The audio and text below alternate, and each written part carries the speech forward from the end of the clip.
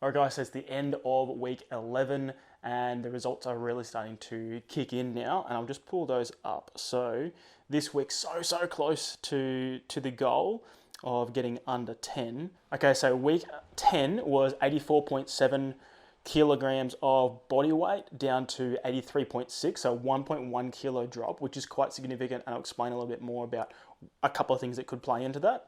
Body fat percentage was 10.5%, down to 10% this week, which is a 0.5% drop. Lean mass went from 75.8 kilograms down to 75.2, which is a 600 gram drop. And then fat content of my body, 8.9 kilograms down to 8.4, so a 500 kilogram drop in, 500 gram drop in weight there. The only number, and I was talking to my coach, and he said it wasn't ultra concerning because we did actually drop the calories by 300, and therefore you're actually holding 300 grams less. Realistically, or maybe not 300 grams, but you're holding a certain amount of that. That food has a weight, and you're not actually holding that inside your body anymore. So that is going to have a specific impact. We are in quite a calorie deficit right now, so that could also infiltrate that. And so when you're really dropping fat, you've got two options. Is you can hasten up the process by dropping your calories lower and sacrificing the potential muscle drop that you may have because you're feeding your body less food than it needs to hold on to what it's currently got, or you can sustain that out over a longer period of time. I said I wanted to get under 9%, so I wanted to push really hard.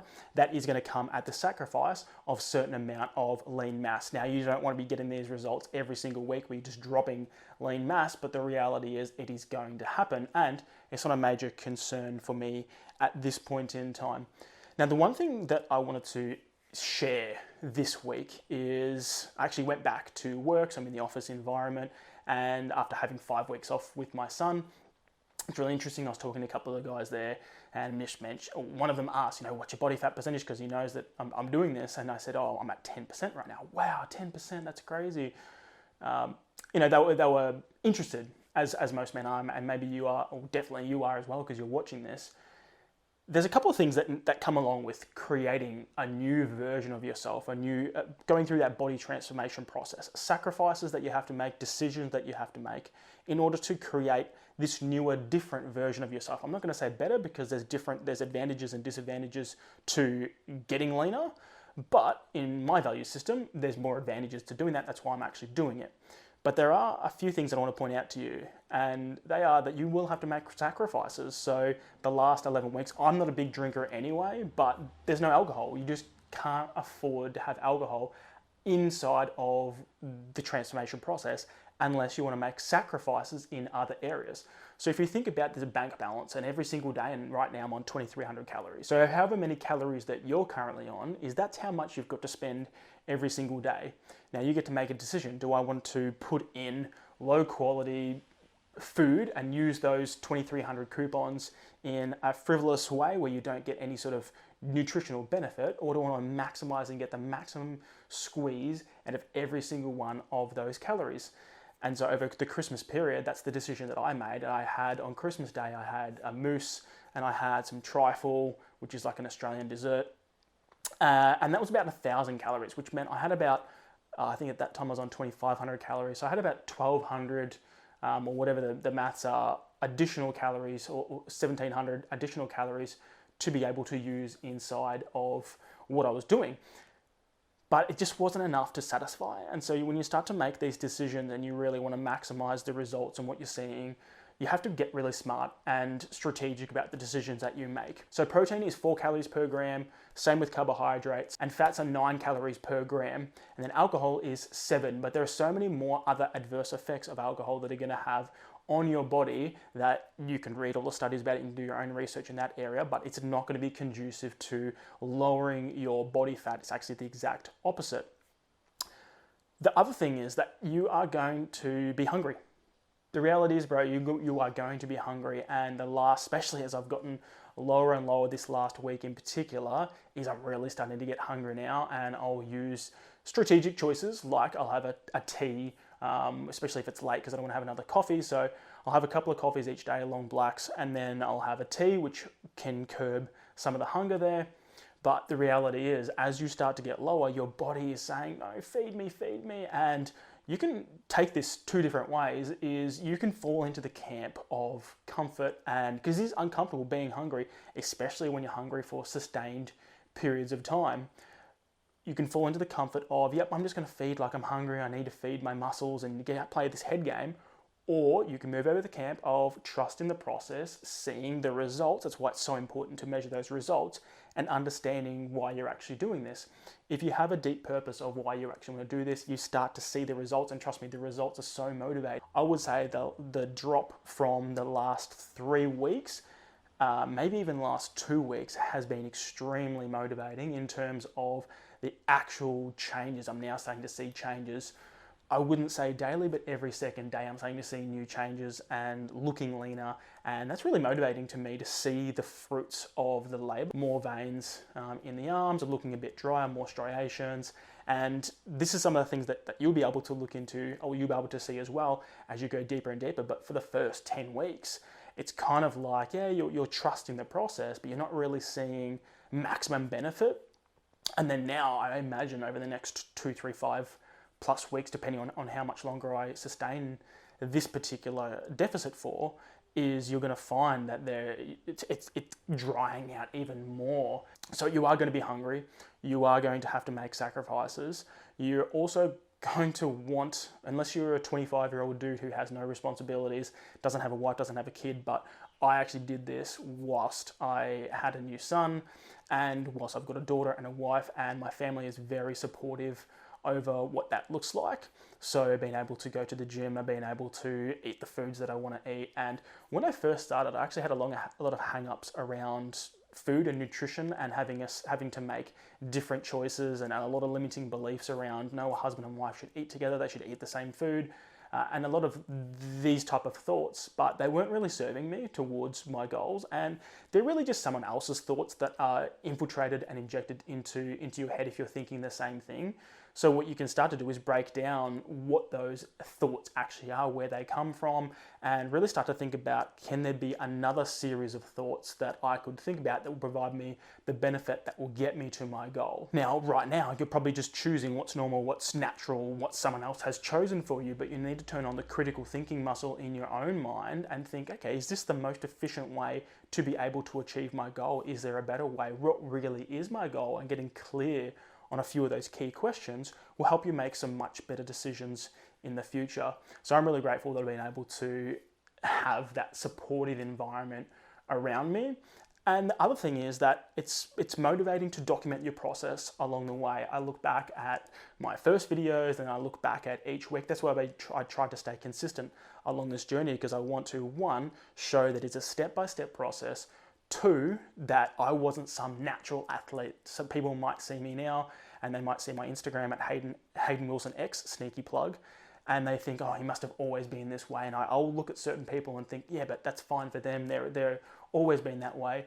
And that is, for some people, that is a reality, but I want to show people that it absolutely wasn't the case. I was just a normal, very normal, average looking kind of guy. And even if you're slightly better than average, it doesn't make you great. And so I want to take that same concept, being uncomfortable with being comfortable. You want to have this level of discomfort with where you are, and as a man who has ambition and wants to excel and exceed current expectations, you're always going to have that internal discomfort of where you currently are, and it's about learning to live with it. It's a double-edged sword, really, because on one side you just want to be content and just chill out, but on the other side is you just can't help it. You want to achieve more, you want to see and create and build bigger and better things. And so it's about harnessing that towards your goals and your vision that you want to create, and allowing that fire, really, it sounds quite cheesy, but allow that fire to burn within you to take action, because then the body's natural and the mind's natural state is actually entropy, which means that it wants to stay comfortable so then it can descend back into what's even more comfortable. And so naturally we are lazy creatures. So we have to fight against that. We have to fight entropy to be able to become better. And it is uncomfortable. Most people don't want to walk around hungry. Most people don't want to give up alcohol. Most people don't want to give up certain foods. Most people don't want to not have sugar or milk in their coffee. Most people don't want to have water with their protein shake. If you're watching this, I'm going to guess that you want different results inside of your life and that you want to excel and exceed the current standards that you've got for yourself. And that means you're going to have to start to make some very different choices. So a really practical exercise that you can get started with is, one, find out and really dig into your mind and understand, what do I actually want? What's the vision that I have for my body, for my finances, for my career, for my relationship, for my external relationships, for my relationship with myself, for my relationship with God or spiritual, whatever you currently believe in. And really detail and ask yourself, what do I want in these particular areas of my life? And then a really powerful second part of that is asking, well, where am I currently? What do I currently believe, or where do I currently think that I'm at? And then you're going to ask yourself, what could I do to bridge the gap? Because there's going to be a gap between where you are now and then where you want to be. And we want to create a discomfort. We want to harness the discomfort that exists between where we are and where we want to be. And the reality is, where you are now has been driven by a series of decisions. And if we really detail and look at those decisions, we can then start to make different decisions in the future to create new outcomes, different outcomes. One really powerful way to waken up yourself to that and really stretch that gap is to ask yourself, if I continue making these decisions over a 5-year period, a 10-year period, and a 25-year period, where will I actually end up? And take the time to actually think about this, to really understand the consequences of your actions, because whether you like it or not, the next 5, 10, and 15, and 25 plus years are going to occur. So what we want to do is be really strategic about the decisions that we make, because these decisions are going to lead to an outcome. They haven't gotten to you to where you want to be by making them. So we need to start making those new decisions. So then we look at, well, what could be possible if we were to alter those decisions, or what decisions would need to be made to allow us to achieve the vision that we wrote down.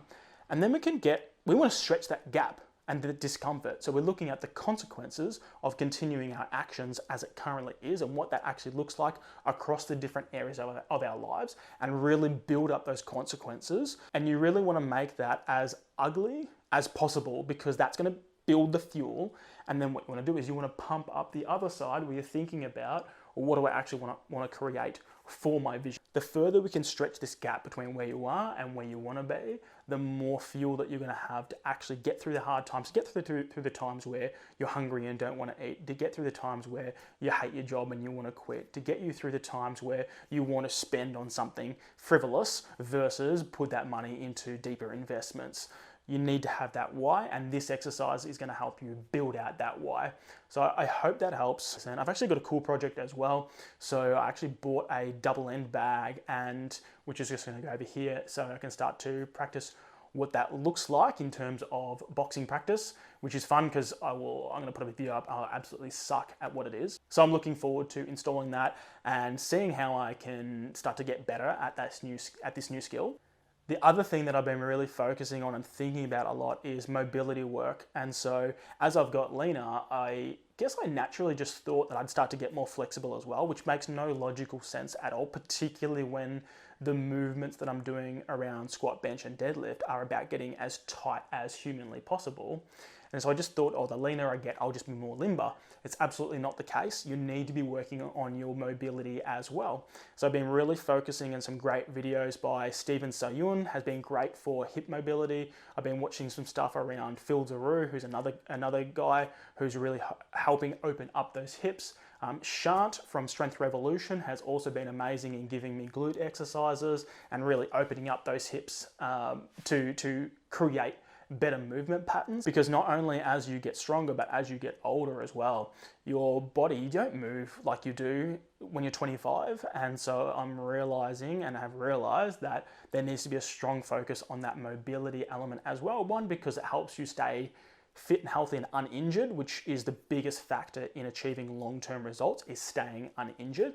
And then being able to really do the things that you want to do pain-free. So when you wake up in the morning, you don't have a stiff lower back or sore legs. And I'm starting to really see the fruits of what that looks like as well. I'm starting to I've committed to doing a mobility workout twice a week for the next indefinitely. and also just doing my daily activations, which are really helping in terms of glute activations and hip mobility, and feeling a lot better. Lower back pain is subsiding significantly compared to what it used to be 12 weeks ago. So mobility is a big focus over the next lifetime as well. So that's a little bit of an update on what that looks like. I'll check in tomorrow and then I'll post the results as soon as I can. I'd love to hear your results and what you're up to. Post in the comments down below what's actually happening, or send me a message on Instagram, Hayden Wilson X. Love to hear what you're up to, what projects you're working on, and how you're currently going. All right, see you soon.